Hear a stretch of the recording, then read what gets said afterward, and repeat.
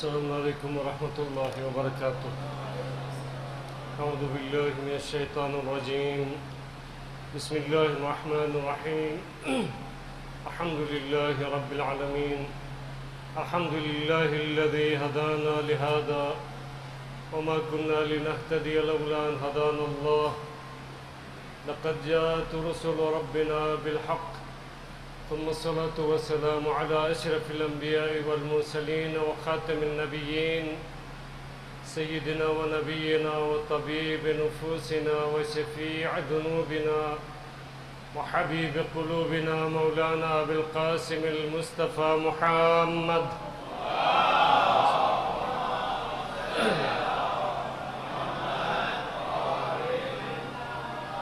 وعلى آله الأطيبين الأطهرين الغر الميامين الهداة المهديين الذين ذهب الله عنهم الرجس وطهرهم تطهيرا.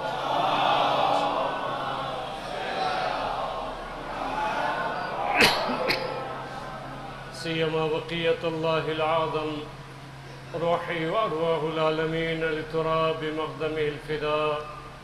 اللهم عجل لوليك الفرج وهب لنا رأفته ورحمته ودعاه وخيره، واجعلنا من خير أعوانه وأنصاره والمستشهدين بين يديه، ولعنة الله على أعدائهم أجمعين من أول يوم عداوتهم وظلمهم إلى يوم الدين. أما بعد، فمن قربة لعقيلة بني هاشم السيدة زينب الكبرى صلوات الله وسلامه عليها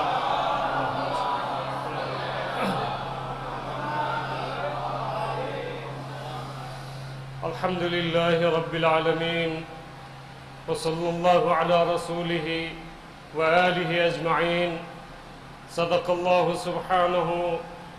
ثم كان عاقبة الذين أساءوا السوء أن كذبوا بآيات الله وكانوا بها يستهزئون. أظننت يا يزيد حيث أخذت علينا أقطار الأرض وآفاق السماء، فأصبحنا نساق كما تساق الأسارى، أن بنا على الله هوانا وبك عليه كرامة، وإن ذلك لعظم خطرك عنده. فشمخت بأنفك ونظرت في عطفك جزلان مسرورا، حيث رأيت الدنيا لك مستوثقة والأمور متسقة، حين سفى لك ملكنا وسلطاننا. فمهلا مهلا لا تتس جهلا، أنسيت قول الله عز وجل: ولا يحسبن الذين كفروا أنما نملي لهم خير لأنفسهم إنما نملي لهم ليزدادوا إثما ولهم عذاب مهين. أمن العدل يا ابن الطلقاء تقديرك حرائرك وإماؤك وسوقك بنات رسول الله سبايا، وقد هتكت ستورهن وأبديت وجوههن تحدو بهن الأعداء من بلد إلى بلد، ويستشرفهن أهل المناهل والمناقل. أوصيكم عباد الله ونفسي بتقوى الله، فإن خير الزاد التقوى. بندگان خدا، میں اپنے آپ کو اور آپ سب کو تقوی الہی کی تلقین کرتا ہوں، جو بہترین زاد راہ ہے، بہترین توش آخرت ہے۔ خداوند متعال اس عالم فنا سے اس عالم بقا کی طرف زیادہ سے زیادہ راہ حاصل کرنے کی ہمیں توفیق عنایت فرمائے۔ عزیزو، یہ ایام اول سفر وہ دن ہے جس دن اسیروں کے قافلے کو شام میں داخل کیا گیا، اور کس طرح سے اسیروں کا قافلہ شام میں داخل ہوا دربار یزید میں، کئی گھنٹے تک روکا گیا،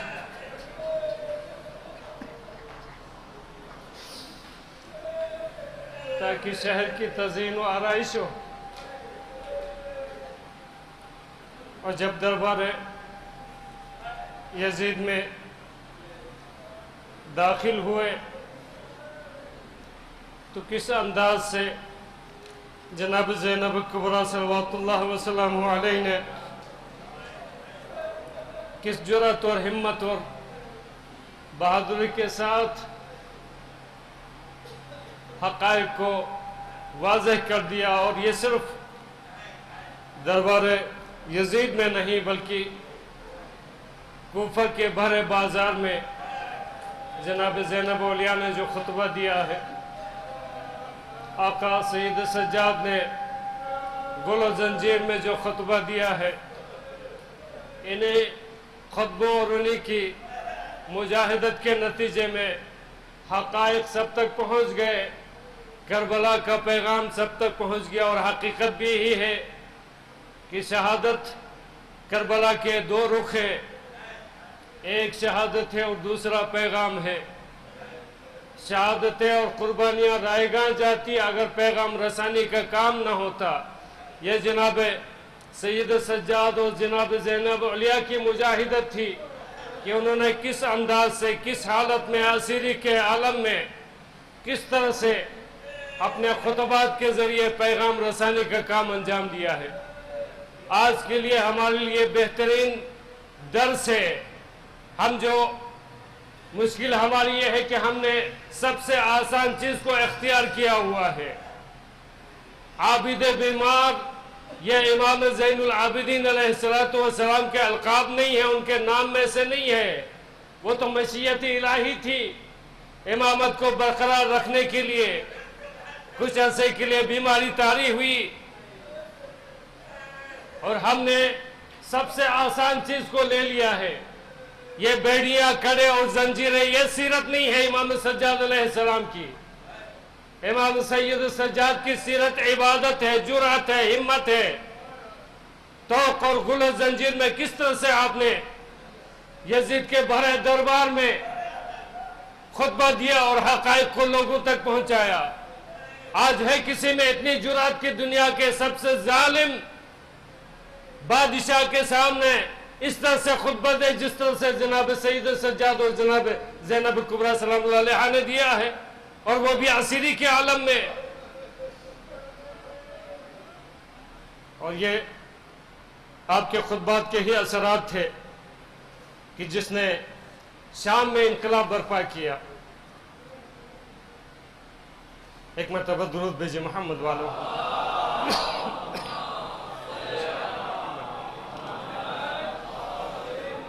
کوفے کے بھرے بازار میں جناب زینب کے خطاب سے ایک ہلچل مچی، اور پھر یہ اضطراب طوفانی کیفیت اختیار کرنے لگا، اور اس لٹے ہوئے قافلے کو جب کوفے سے دمشق کی جانب روانہ کیا گیا تو راستے میں جو بستی آئی، جو شہر پڑا، اور وہاں کے رہنے والوں کو جب یہ معلوم ہوا کہ فوج کی نگرانی میں لائے جانے والے اسیر اہل بیت عصمت و طہارت ہے، جب حقائق معلوم ہوئے تو بلا اختلاف مذہب و ملت، مسلم و غیر مسلم، سب نے مل کر حکومت کے خلاف محاذ لگائے۔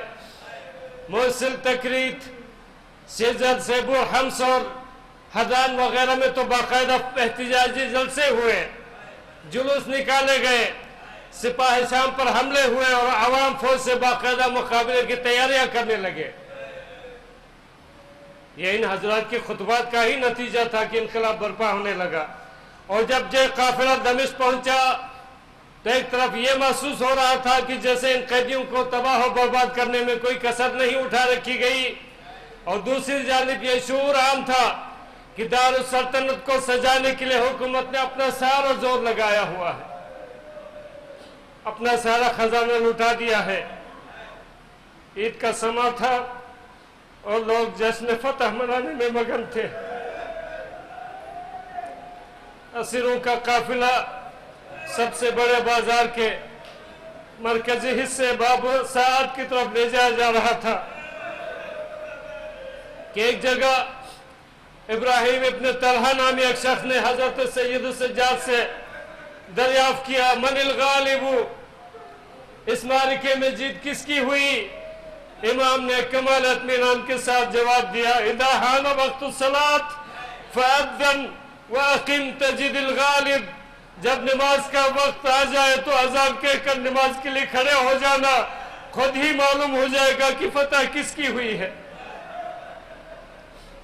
ہم وہ لوگ جو تماشا دیکھنے کے لیے بلائے گئے تھے، جب انہوں نے بے پردہ سیدانیوں کی باوقار شخصیت اور توقع سلاسل میں ایک نورانی چہرے والے بیمار کو دیکھا، اور کوفے والوں کی طرح انہیں بھی فوراً یہ خیال آیا کہ سرکار ذرائع ابلاغ سے ان قیدیوں کے بارے میں جو کچھ معلوم ہوا ہے وہ درست نہیں، لہذا صحیح معلومات کا حاصل کرنا ضروری ہے۔ اور یہ خیال بجائے خود ایک بہت بڑی تبدیلی کا محرک بن گیا۔ چنانچہ تاریخیں بتاتی ہیں کثیروں کا یہ کاروان جب جامع مسجد اموی کے دروازے کے پاس پہنچا تو سہل ساعدی کے ایک سوال کے جواب میں آقا سید سجاد نے قرآن کی زبان میں جواب دیا، پوچھنے والے وہ گھر جو آیت مودت اور آیت تطہیر کا مصداق ہے، وہ قیدی اسی گھرانے سے تعلق رکھتے ہیں۔ لیکن جب یزید کے بھرے دربار میں سیدہ زینب کبریٰ صلوات اللہ وسلم علیہا نے جب خطاب کیا تو عجیب عالم تھا، یوں لگتا تھا جیسے آگ برس رہی ہو۔ یزید کو اپنے محل کی دیواریں گرتی نظر آ رہی تھی اور اپنے اقتدار کے سارے چراغ بجھتے ہوئے دکھائی دے رہے تھے۔ چنانچہ ابو برز سلمی اور سمرہ ابن جنادہ نے حالات کا جائزہ لے کر سر بازار احتجاج کیا۔ خیر یہ لوگ تو رسول کا کلمہ پڑھنے والے تھے اور عرب کے باشندے تھے، لیکن حیرت انگیز بات تو یہ ہوئی کہ مملکت روم کے سفیر نے جو نہ مسلمان تھا اور نہ عرب، پیش نظر واقعات کتاب نہ لا کر اتنا شدید احتجاج کیا کہ اسی وقت یزید نے اسے قتل کرا دیا۔ اور زینب کبریٰ نے شاہی دربار میں یزید جیسے ظالم و جابر کے روبرو اور 700 آیان سلطنت اور بیرونی نمائندگیوں کی موجودگی میں جس طرح اس کی اور اس کی حکومت کی اہانت کی ہے، اس سے نہ صرف علی کی بیٹی کی جرأت و ہمت اور شجاعت و شہامت کا سب پر سکہ بیٹھا، بلکہ جو لوگ اس بزم میں موجود تھے انہیں حاکم دمشق کا برا حال اور اس کی حکومت کے خراب مستقبل کا نقشہ بھی نظر آنے لگا۔ اور بالآخر جس وقت یزید نے گرمی تقریر سے پریشان ہو کر محل سرا کا رخ کیا اور اس کی محفل برخاست ہوئی تو یہ اندوہناک خبر جنگل کی آگ کی طرح پھیل گئی اور لوگوں کو پتہ چل گیا کہ اسلام کا مخالف کہہ کر جو قیدی لائے اور دکھائے گئے تھے وہ خاندان رسالت کے ماہو انجم تھے۔ بس پھر کیا تھا، آواز کی رفتار سے ذہنوں میں تبدیلی اور دماغوں میں تغیر آنا شروع ہوا، اور دیکھتے ہی دیکھتے سیاسی اوضاع ایسے بگڑے کہ حکومت کے لیے اسیران اہل حرم کو زیادہ عرصے تک شام کے زندان میں رکھنا محال ہو گیا۔ اور جب مجبوراً قیدیوں کو رہا کیا گیا تو بادشاہ کا محل عزاخانہ اور شام کے تمام باشندے سوگوار تھے۔ یزید جس کو عرض کربلا پر ممکن ظلم جور کے ساتھ فنا و برباد کر چکا تھا، اپنے ظلم میں دمشق میں گویا اس کا ماتم ہوا۔ یوں سمجھے کہ یزید نے جس کو مٹانا چاہا جناب زینب اولیاء نے اسے زندہ جاوید کر دیا۔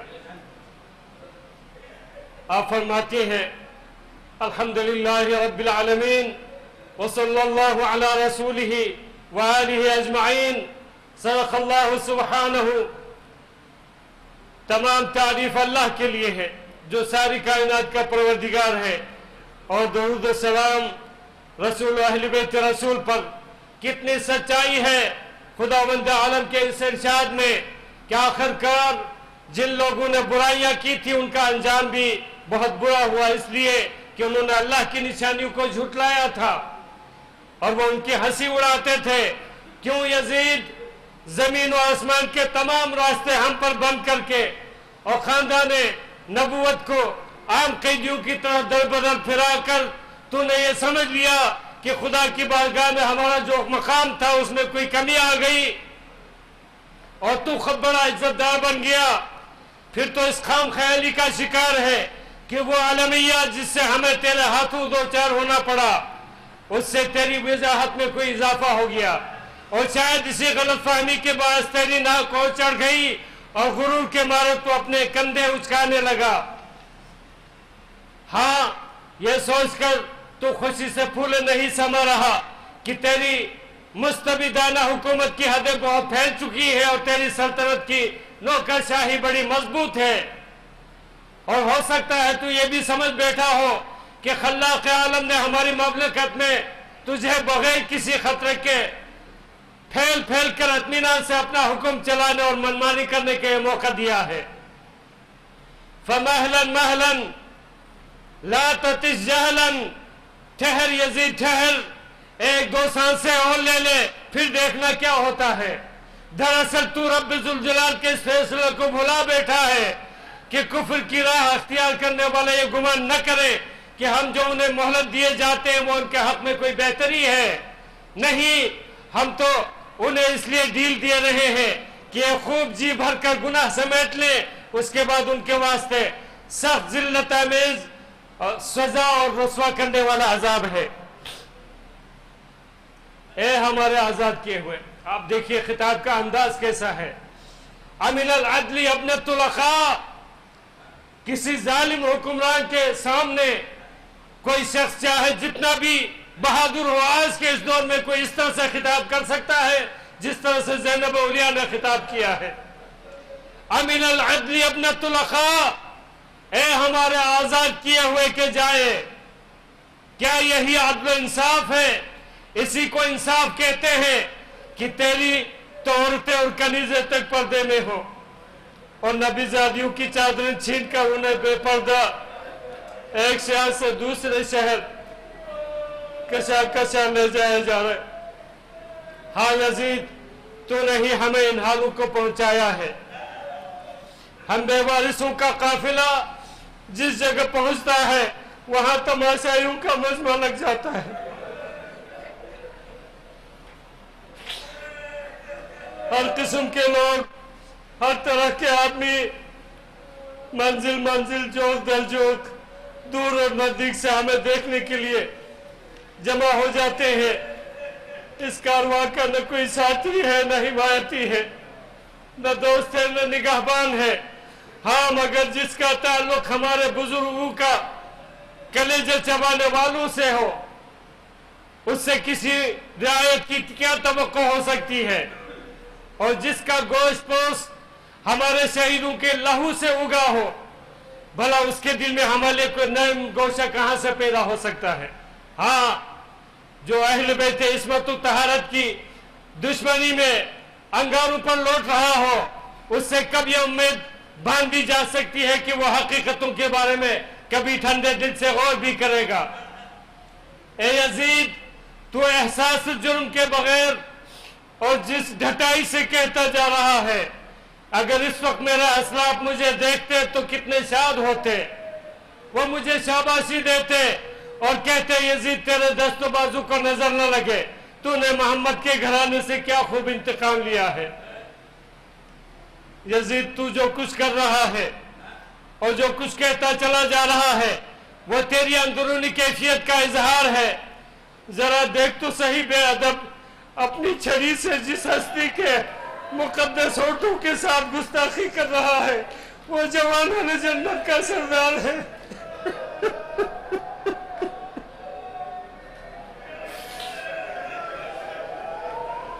تو نے محمد کے پیاروں کا خون بہا کر اور عبد المطلب کے چانداروں کو خاک میں ملا کر اپنے سوکھے ہوئے زخموں کو پھر سے ہرا اور بھرے ہوئے گھاؤ کو اور گہرا کر دیا ہے, اور اس پر سے تو اپنے پرکھوں کو بھی پکار رہا ہے, اپنے مردوں کو آواز دے رہا ہے اور اس سے بے خبر کہ انقریب تو خود بھی ان کے گھاٹ اترنے والا ہے جہاں وہ ہے، اور جب تو اپنے سگوں کے پاس پہنچ جائے گا تو پھر رہ رہ کر تیرا دل یہ چاہے گا کہ کاش نہ زبان میں سکت ہوتی اور نہ ہاتھوں کو جنبش، تاکہ جو کہا ہے وہ نہ کہتا اور جو کیا ہے وہ نہ کرتا۔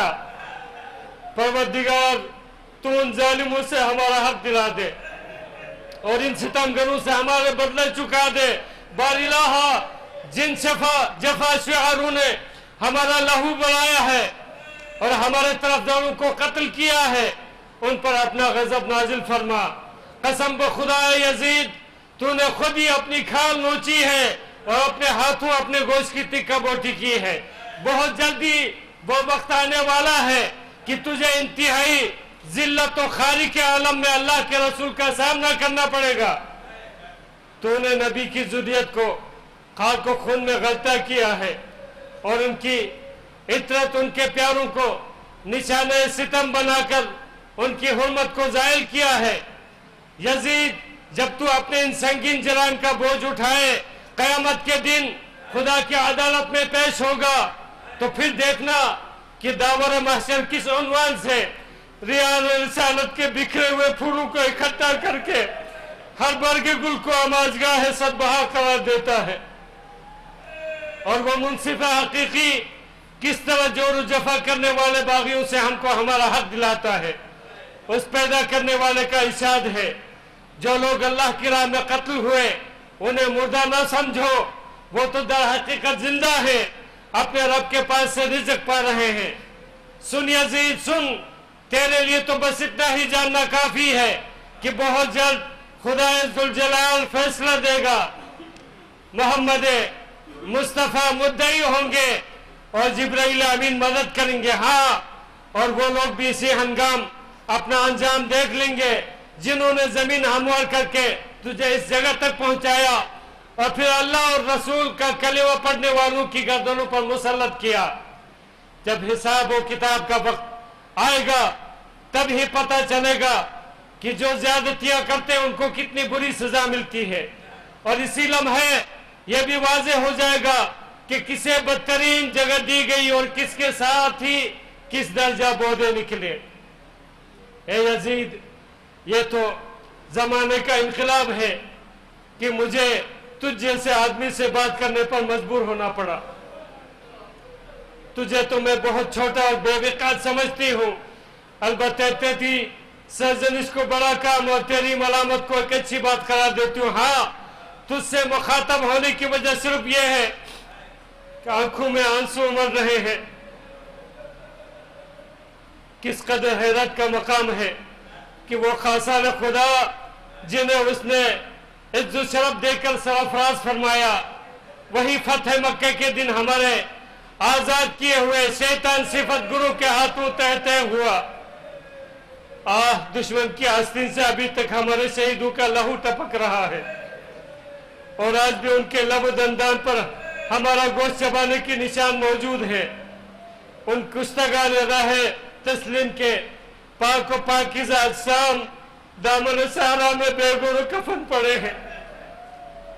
اے یزید، اگر آج ہمیں قیدی بنا کر تو سمجھ رہا ہے کہ کچھ حاصل کر لیا تو یاد رکھ، کل تجھے اس کے مقابلے میں سخت نقصان اٹھانا پڑے گا، اور یہ بات نہ بھولنا کہ تو اپنے اعمال کی صورت میں جو بھیجے گا بس وہی پائے گا، اور رب العالمین اپنے بندوں پر ظلم نہیں کرتا۔ اللہ کے سوا ہم نہ کسی سے اپنا حال کہتے ہیں اور نہ کسی کے بعد فریاد لے جاتے ہیں، صرف اسی کی ذات پر ہمارا بھروسہ ہے اور وہی ہم سب کا مرکز اعتماد ہے۔ اے عزیز، تیرے پاس مکر و فریب کا جتنا ذخیرہ ہے اسے جی کھول کر کام میں لے آ۔ ہر طرح کی سعی و کوشش میں بھی کوئی دقیقہ اٹھا نہ رکھنا، اپنی سیاسی جدوجہد کو مزید تیز کر دے اور اپنی ساری حسرتیں نکال دے، تمام آرزویں پوری کر لے، جو کر سکتا ہے کر لے، مگر یاد رکھ اس کے باوجود تو نہ تو ہماری شہرت کو کم کر سکتا ہے اور نہ ہی اس موقف میں ہے کہ ہمیں جو مقبولیت حاصل ہے اسے تو متاثر کر سکے۔ پھر یہ بھی تیرے بس میں نہیں کہ ہماری फिक्र को फैलने और हमारे पैगाम को नशर होने से रोक दे, और तो हमारे मकसद की गहराई तक पहुंचने और गौज़ व गायत की गहराई को समझने भी से भी कासिर है। यजीद, तेरी फिक्र गलत है, तेरी राय खाम है, तेरी जिंदगी के महज चंद दिन बाकी रह गए हैं, तेरी बसात उलटने वाली है और बहुत जल्द तेरे साथियों का शराज़ा भी बिखरने वाला है। इसके अलावा वो दिन करीब है जब मुनादी आवाज देगा, हाथी पे गैबी कहेगा कि जालिमों पर खुदा की लानत हो।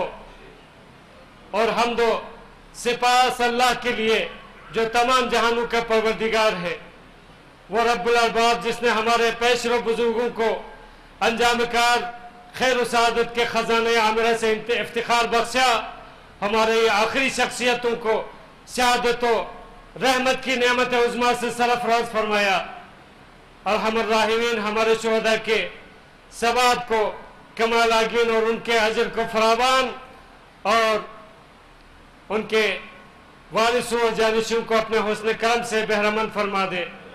यकीनन वो बड़ा मुशफिक और हद दर्जा मेहरबान है। हमारी अल्लाह काफ़ी है और वही बेहतरीन का साज है। अजीज़ो, कितनी जल्दी जनाब ज़ैनब कुबरा सल्लल्लाहु अलैहि वसल्लम की अल्लाहुम्मा सल्ली अला मुहम्मद व अला आलिहि व सल्लम। आपकी पेशेंगी पूरी हो गई। आपके जो बसीरत और मारिफत की नज़र से आपने मुस्तकबिल की बात की, मुस्तकबिल का नक्शा खींचा, कितनी जल्दी वो साला पूरा हो गया। एक वो वक्त था जब यह काफिला चला करबला से कूफा और कूफा से शाम, तो किस तरह से वो काफिला चला। कहीं से पत्थर आता था,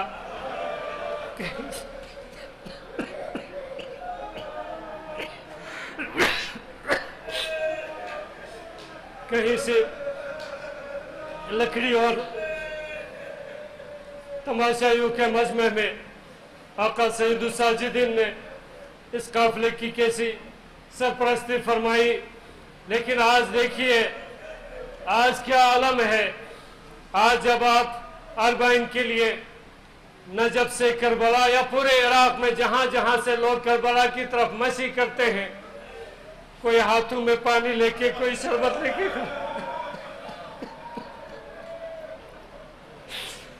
ज़ाहिर हुसैन पानी पी ले, ज़ाहिर हुसैन मुझे खिदमत का मौका दे। किस तरह से आवाज देते हैं, ज़ाहिर हुसैन के कदमों को चूमते हैं, ज़ाहिर हुसैन के कदमों को धोते हैं, पाँव धोते हैं, पाँव को तबरुक समझते हैं। और आज करबला तमाम दुनिया के तमाम हुर्रियत पसंदों का मरकज़ व मावा बन चुका है। जिस तरह से शहजादी ज़ैनब कुबरा ने आका इमाम सज्जाद को तसल्लियाँ देते हुए फरमाया था कि मेरे बेटे, हालात ऐसे नहीं रहेंगे। एक वक्त आएगा कि करबला तजल्लीगाह बन जाएगी, मनारे नूर बन जाएगा तमाम आलम इंसानियत के लिए। आज बिल्कुल ऐसे ही है, तमाम आलम इंसानियत के लिए, तमाम बशरियत के लिए, तमाम हुर्रियत पसंदों के लिए करबला मनारे नूर बन चुका है, मरकज़ हिदायत बन चुका है। जो अल्लाह को नहीं मानते वो आका अब अब्दुल्लाह अल हुसैन के चौखट पे सजदरीज है। खुदावंद मुताल इंशाअल्लाह जालिमों को मुसलसल निस्त नाबूद करेगा इंशाअल्लाह। कल यजीद और यजीदी जिस तरह से निस्त नाबूद हुए हैं, आज के यजीदी भी इसी तरह से निस्त नाबूद होंगे। और परचम इस्लाम हमेशा पहले भी सरबुलंद सरफराज था और क़यामत तक परचम इस्लाम इंशाअल्लाह सरबुलंद सरफराज रहेगा इंशाअल्लाह। ये वादे इलाही है और ये पूरा होकर रहेगा इंशाअल्लाह। खुदावंदा तुझे वास्ता है मोहम्मद वाले मोहम्मद का, हमारी तमाम ताअत इबादत को अपनी बारगाह में कबूल फरमा, हमारे मरहूमीन की मग़फ़िरत फरमा। तमाम मोमिनीन व मोमिनात दुनिया में जहाँ कहीं भी आबाद हैं سب کی جان مال عزت و آبرو کی حفاظت فرما، سب کو صحت و سلامتی کے ساتھ طول عمر عنایت فرما، سب کی پریشانیوں کو دور فرما، سب کی مشکلات کو آسان فرما، جو بیمار ہیں انہیں صحت کاملہ اور عاجلہ عنایت فرما، جو مقروض ہیں انہیں برکت سے نجات عطا فرما، جو بے روزگار ان کو روزگار کے اسباب عنایت فرما، جو برسر روزگار ہیں ان کے رزق روزے میں وسعت و برکت عنایت فرما۔ باری الہ تمام مسلمانان عالم کو اتحاد و اتفاق کی طاقت و قوت عنایت فرما، پرچم اسلام کو سربلند و سرفراز فرما، دشمنان اسلام جو ہدایت کے قابل نہیں انہیں نیست و نابود فرما، دشمنان اسلام، دشمنان مکتب تشیع اسلام کے خلاف، مکتب تشیع کے خلاف جو سازشیں کر رہے ہیں پروردگار، ان کے ان تمام مکر و فریب اور ان کے ان تمام سازشوں کو انہی کی طرف واپس پلٹا دے۔ باری الہ ظالموں کو ظالموں کے ذریعے نابود فرما۔ باری الہ منجم عالم بشریت یوسف زہرا آقا امام زمانہ کے ظہور میں تعجیل فرما، ہمیں ان کے آوان و انصار میں سے قرار دے۔ بسم اللہ الرحمن الرحیم والعصر ان الانسان لفی خسر الا الذین آمنوا وعملوا الصالحات وتواصوا بالحق وتواصوا بالصبر۔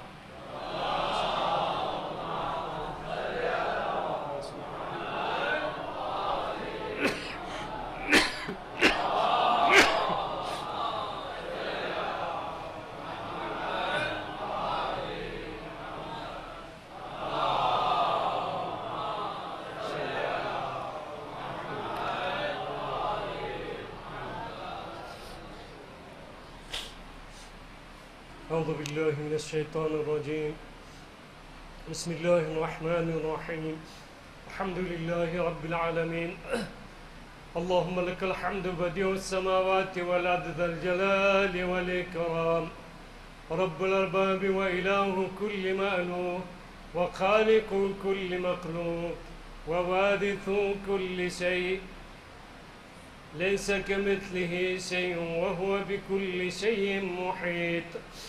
أنت الله لا إله إلا أنت الأحد المتوحد الفرد المتفرد، وأنت الله لا إله إلا أنت الكريم المتكرم العظيم، والصلاة والسلام على محمد النبي الرحمة سيد المرسلين وعلي بن أبي طالب سيد الوصيين وفاطمة الزهراء سيدة نساء العالمين وحسن المجتبى حجة الله على الخلق أجمعين والحسين الشهيد المظلوم وارث أمير المؤمنين وعلي بن الحسين زين العابدين ومحمد بن علي باقي العلم الأولين والآخرين وجعفر بن محمد الصادق الصديق والمقتدي بآبائه الصالحين وموسى بن جعفر الكاذب من أولاد النبيين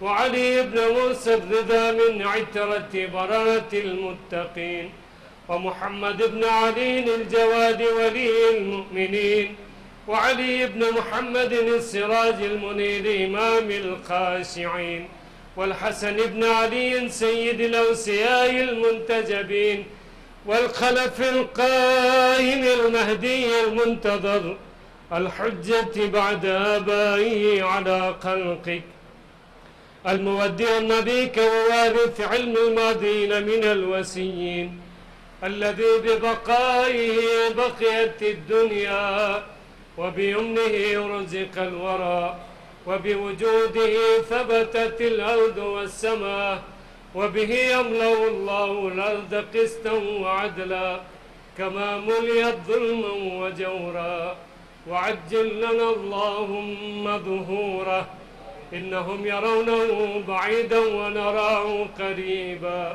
برحمتك يا أرحم الراحمين۔